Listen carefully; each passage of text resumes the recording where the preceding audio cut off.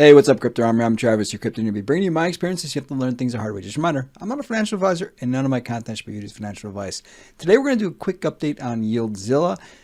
The entire market is down right now, so we'll talk a little bit about price and my thoughts on it, but then we're going to talk about some of the utilities that they've also launched, and then just kind of some recommendations I would have for the team, as always, as part of this video. So let's go ahead and jump right into the website. Now, the website hasn't really changed, and this is one of my recommendations. I think it needs to change. If you're a brand new investor and you're just looking at YieldZilla for the first time, you're not really presented with a lot of utility, at least not the utility that they're planning on doing. There's no mention of the lottery, which has launched, and we're going to go through that here in a little bit.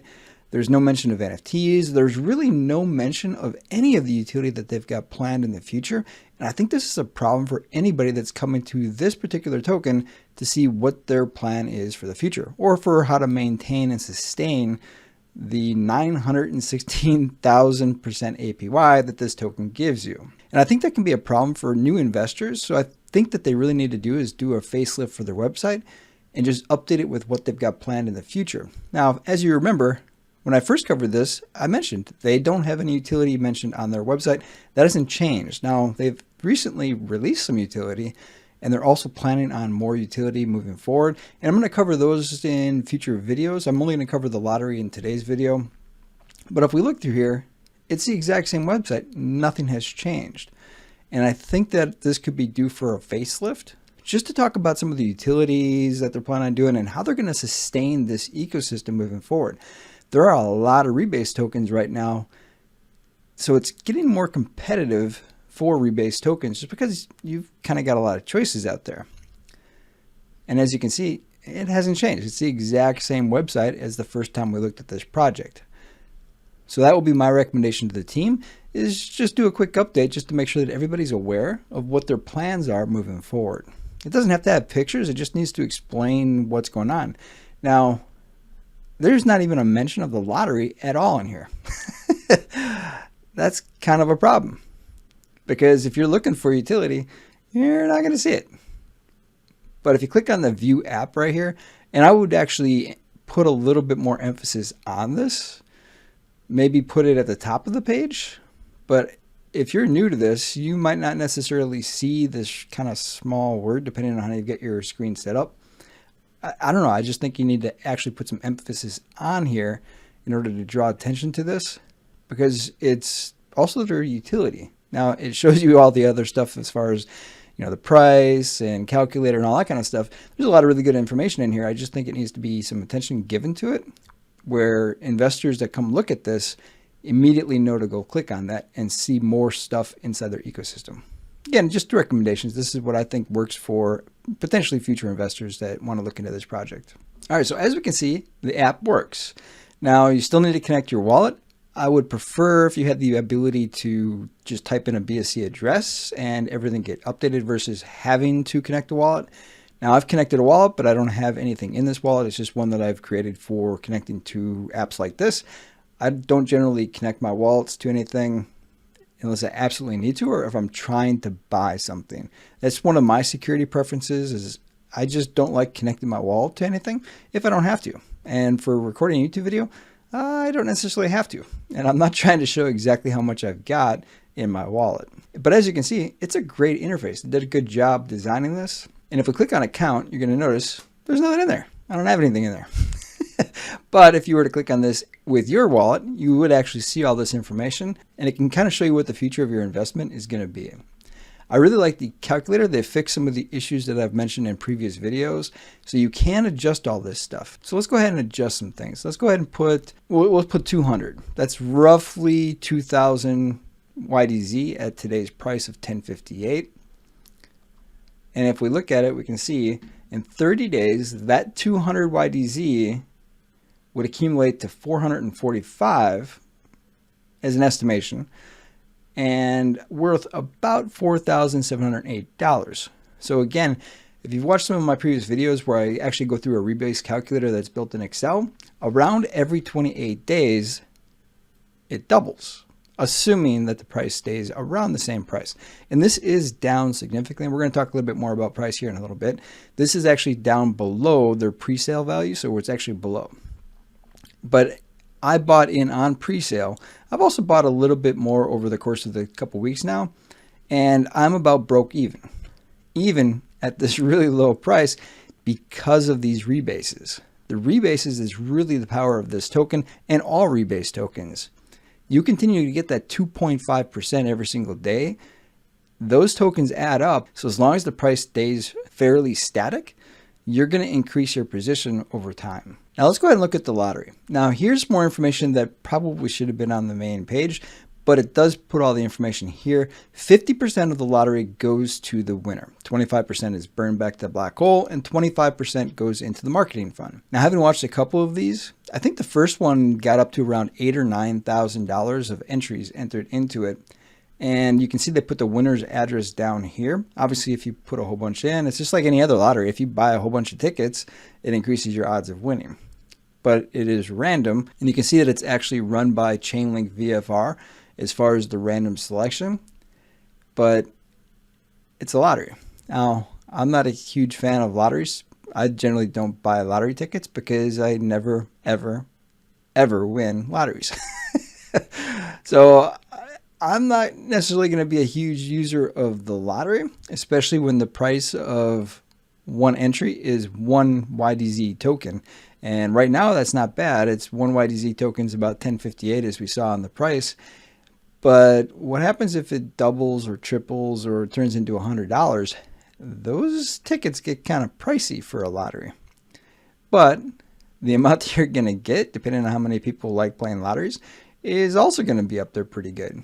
I mean, the first winner, I think, got somewhere around $3,000 to $5,000. That's not bad. That's not bad for winning. Right now, it just kind of started, so there's not a lot of entries. I would check it out.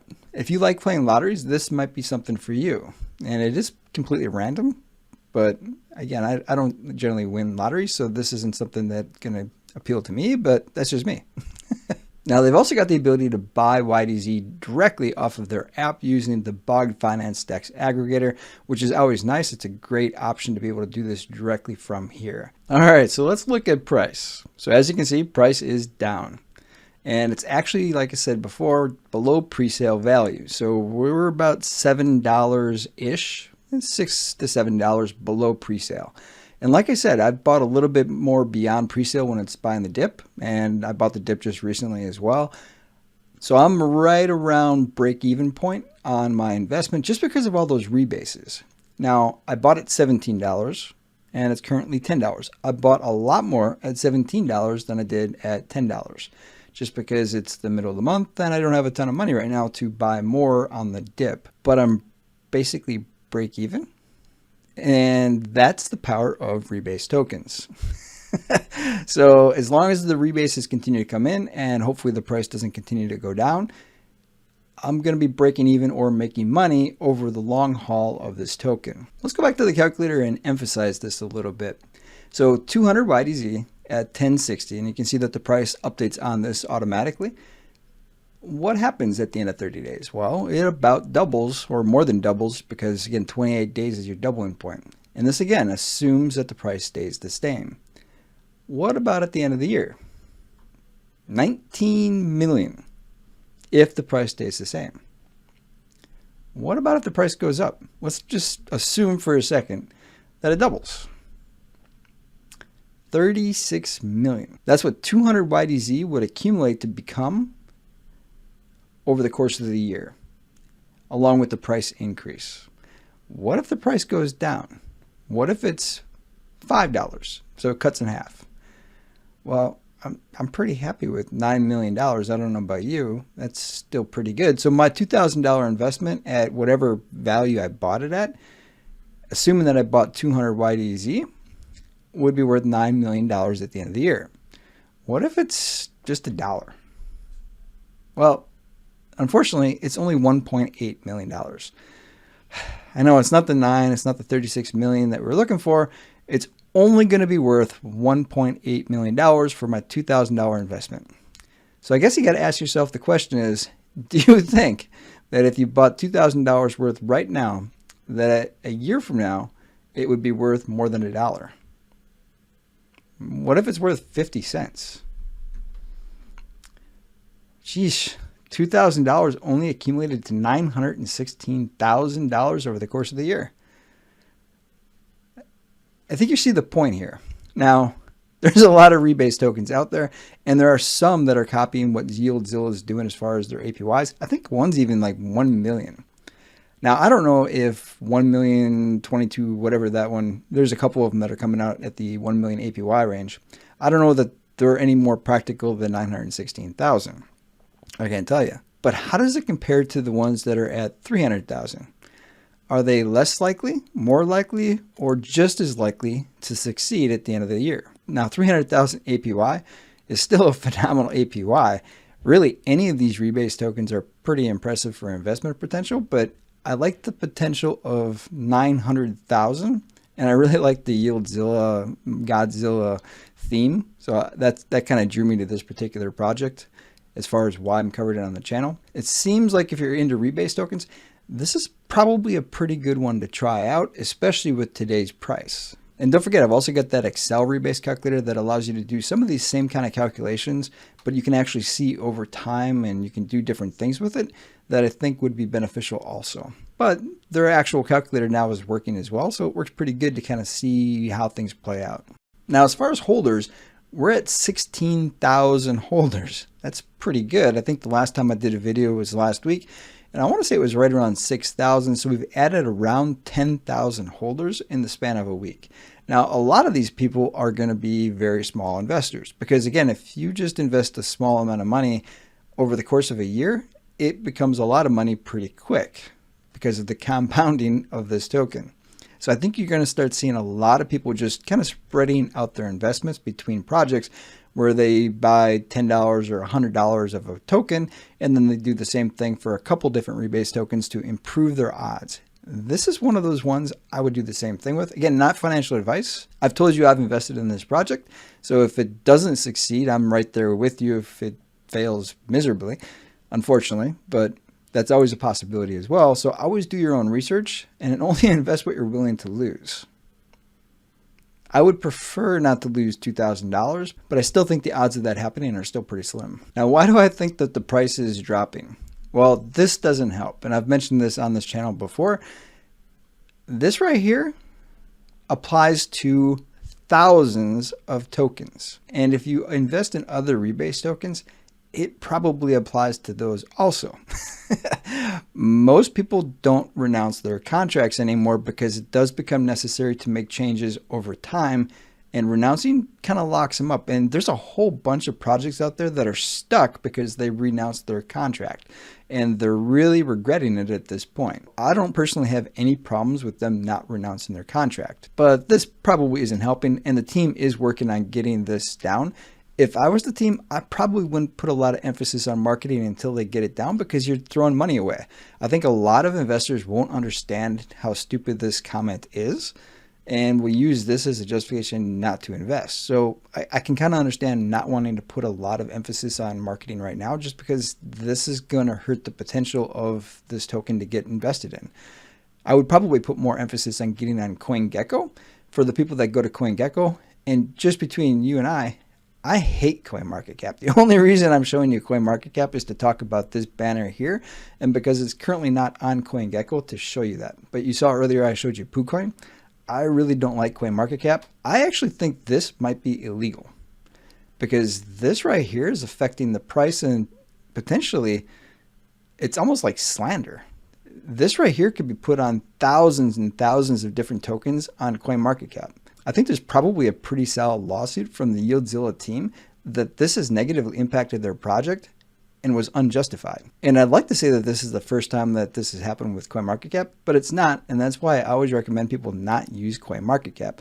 They're never going to fix their policies if we keep going to their website. And it's unfortunate that people go to CoinMarketCap for their information because they do this to a lot of new projects. And I'm not entirely sure that they're not doing it because they're not getting paid to do it. If you're a competitor, you can contact CoinMarketCap and put this kind of a recommendation out there. And I don't think CoinMarketCap does any due diligence before they do these things. But when we look at the bigger market, and now I'm on CoinGecko, you can actually see that there's pretty much a decline across the board. I mean, just about every coin, except for Shiba Inu, which just got listed on Robinhood. So they're seeing a pretty massive pump right now. That'll happen when you get listed on Robinhood. But just about everybody else is on a decline. And you can remember that Bitcoin was like 44, 45,000. We're down to 40,000. Same thing with BNB. It was like 440 or 450 just a couple days ago. So you can see the entire market is on a decline. And that's part of the reason that YieldZilla is also on a decline, especially as a newer project out there. And they've got that note on their CoinMarketCap. So I think it's a little bit of everything that's playing against YieldZilla right now. So I wouldn't count them out because they've been putting a lot of effort into the marketing. Again, I think a lot of people hit that CMC and stop their research at that point, but they've been doing the steps necessary to get this project known. And as you can see, with 16,000 holders, it's almost a 10,000 person increase in the last week or so. There's definitely some success in what they're doing. Well, that's pretty much it for today's content. Hopefully you found it helpful. Let me know in the comments. If you didn't invest in YieldZilla, why didn't you invest? If you did, what are you looking from the team moving forward? I'm curious to hear your thoughts on rebase projects. Until next time, stay strong with those diamond hands.